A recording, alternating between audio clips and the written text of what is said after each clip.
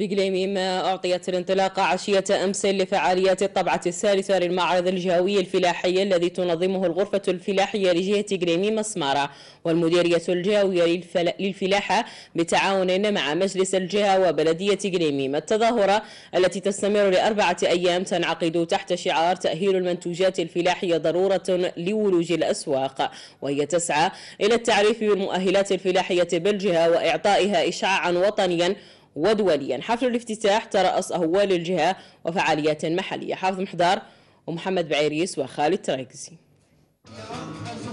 على مساحة تمتد لأزيد من 2000 متر مربع توزعت أروقة هذا المعرض السنوي.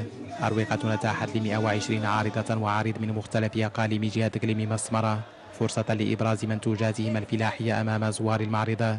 زوار اطلعوا على تجارب العديد من التعاونيات والجمعيات المهنية المحلية في ميدان تثمين المنتجات المجالية.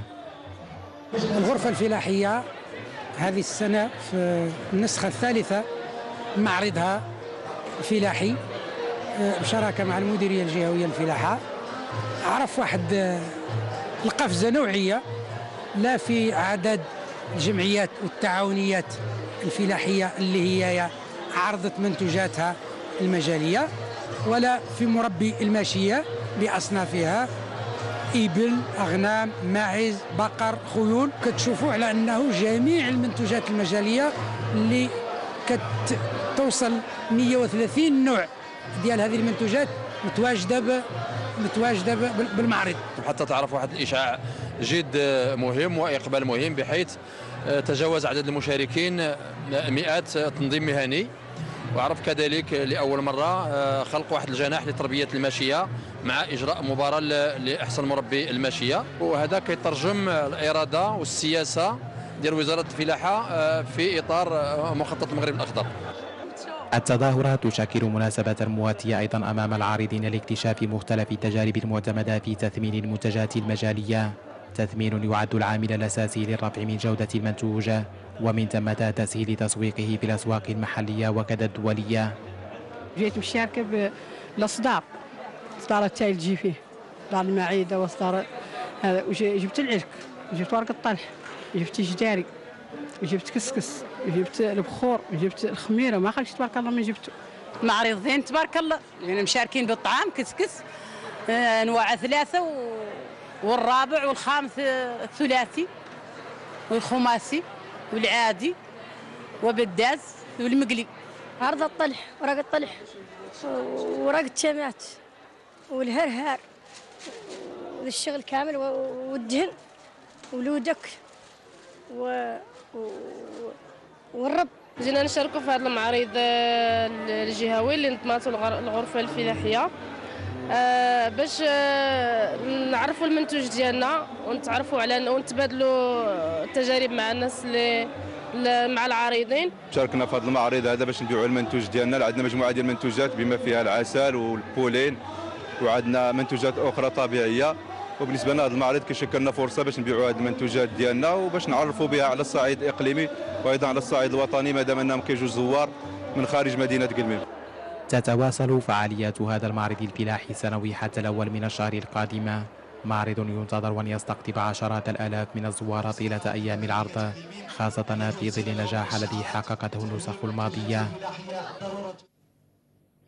المعرض الفلاحي الجهوي يتسم هذه السنة بافتتاح قطب لتربية الماشية، قطب يعرف مشاركة 50 كسابا ينتمون للجهة. حافظ محضار وخالد تراكسي.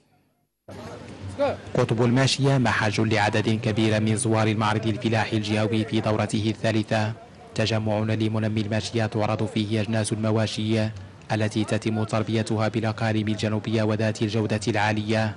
أروقة مكنت العارضين من التعريف بمختلف سلالات المواشي التي سنحت الفرصة بعرضها أمام زوار المعرض.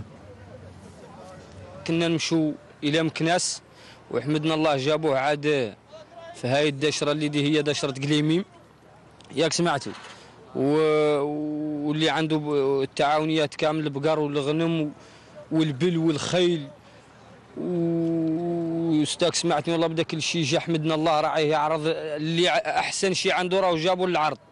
احنا ككسبان نعرضوا المنتوج ديالنا ونشوفوا المنتوج ديال الناس اخرين، نبدلوا التجارب والخبره بين الكسابه والعارضين، نتعرفوا على ناس ديال الجهه وكل شيء. الجهه ديال قميم السماره اللي كتمتد من السماره حتى لطاطا، يعني لنا شيء كثير. تاع الكسيبه ما جا كل الكسيبه الزين اللي تستاهلها، وحنا يلاه بدا هذه الكسيبه ويلاه مقومه ياك سمعت، وكل شيء زين تبارك الله. جناح الإبل احتل مساحة مهمة ضمن فضاء هذا القطب، صنف يحظى بمكانة استثنائية لدى ممتهني أنشطة الكسب بالمنطقة، حيث أولت له البرامج الحكومية اهتماما خاصا للرفع من قيمة وجودة القطيع. المعرض من المعارض المشجعة الكسابة، ومعرض زين ومنظم تنظيم زين وتمويل مولي زين. ما الحي الحمد لله موفر لها العلف وموفر لها من تسكن والماء. تظاهرة سنوية للكسابين إذن لإبراز تجاربهم في مجال تنمية مختلف أصناف الماشية ومراكمة المزيد من الخبرات في هذا المجال.